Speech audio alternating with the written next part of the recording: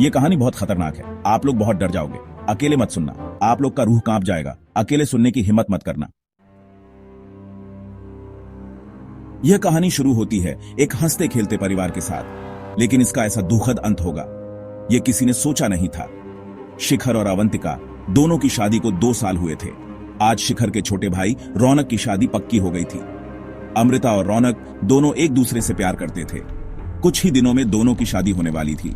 रौनक और शिखर के माता पिता बचपन में ही चल बसे थे। शिखर ने छोटी उम्र से ही काम करना शुरू कर दिया था। उसका एक ही सपना था, अपने साथ साथ रौनक को भी पढ़ा लिखा कर काबिल बनाना। शिखर का सपना आज पूरा हुआ था। रौनक एक बहुत बड़ी कंपनी में मैनेजिंग डायरेक्टर बन गया था। आज अमृता, जिसे वह बहुत चाहता था, वह भी उसकी जिंदगी में आने वाली थी। शिखर, अवंतिक और रौनक तीनों अमृता के घर बैठे थे, शादी की बात कर रहे थे। सारी बातें तय हो जाने के बाद तीनों उठकर खड़े हो गए। शिखर ने अमृता के पापा से कहा, अंकल आप शादी की तारीख निकलवा लीजिए, और हाँ, हम शादी बहुत ही सिंपल करना चाहते हैं, तो ज्यादा परेशान मत होना।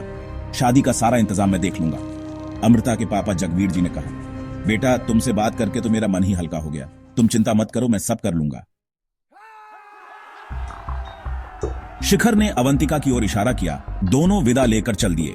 बाहर आकर रौनक ने कहा, भैया आप भाभी को लेकर चलो, मैं थोड़ी देर में आता हूं।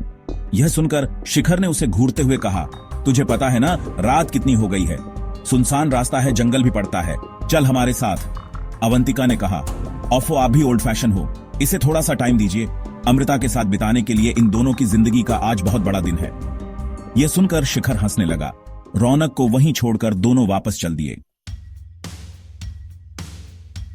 शिखर जल्द से जल्द घर पहुंचना चाहता था। रास्ते का कुछ हिस्सा जंगल से होकर गुजरता था, जहां स्ट्रीट लाइट भी नहीं थी।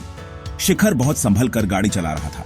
शिखर ने अवंतिका से कहा, जानती हो अवंतिका, मुझे अपनी शादी की जितनी खुशी नहीं हुई थी, उससे ज्यादा आज हो रही है। आज ऐसा लग रहा है जैसे मेरा सपना पूरा हो रहा है। मैंने रौनक को अपने बेटे की तरह पाला है। उसकी शादी से बढ़कर खुशी मेरे लिए कुछ नहीं हो सकती। अवंतिका बोली, हाँ मैं समझ सकती हूं।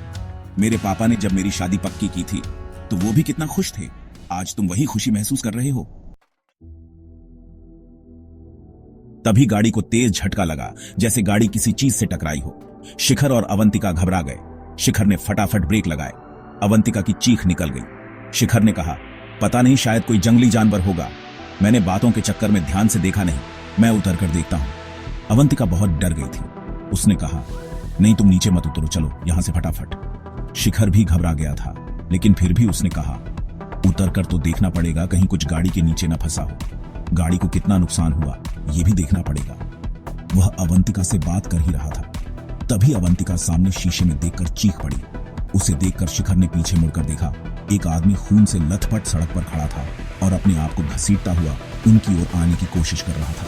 वह बुरी तरह जख्मी था। शिखर और अवंतिका बुरी तरह घबरा गए। शिखर उतरकर उसके पास जाना चाह रहा था, लेकिन अवंतिका ने चिल्लाते हुए कहा, भागो यहां से, तुमने एक आदमी को उड़ा दिया है, पुलिस केस हो जाएगा। घबराहट में शिखर ने गाड़ी भगा दी। फिर उसने सामने शीशे में देखा, वो आदमी गिर पड़ा था और हाथ जोड़कर मदद के लिए पुकार रहा था। शिखर घबराहट में गाड़ी भगाता हुआ बहुत दूर निकल गया। अवंतिका अब भी रो रही थी। शिखर ने कहा, हमें शायद उसकी मदद करनी चाहिए थी, उसे अस्पताल ले जाना चाहिए था, वह मर जाएगा। अवंतिका ने कहा, तुमने देखा नहीं उसके ऊपर गाड़ी चढ़ गई थी, वो बचेगा नहीं, अस्पताल ले जाते तो तुम फंस जाते। अवंतिका की हां में हां मिलाकर शिखर ने गाड़ी की स्पीड तेज कर दी। कुछ ही देर में वे दोनों शहर में पहुंच गए। वहां पहुंचकर दोनों ने राहत की सांस ली। अवंतिका ने पानी की बोतल निकालकर पानी पिया और बोतल शिखर की ओर बढ़ा दी। शिखर ने मना कर दिया।